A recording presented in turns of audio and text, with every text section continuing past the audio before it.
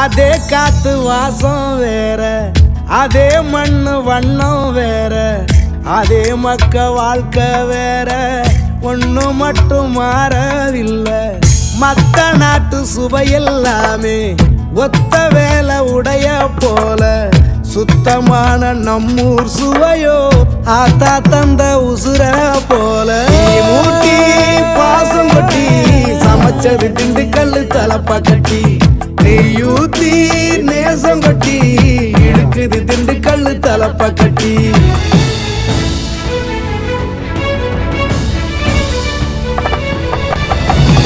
ஊட்டி பாசம் கொட்டி சமைச்சது திண்டுக்கல்லு தலப்பா கட்டி, நெய்யூத்தி நேசம் கொட்டி படைச்சது திண்டுக்கல்லு தலப்பா கட்டி.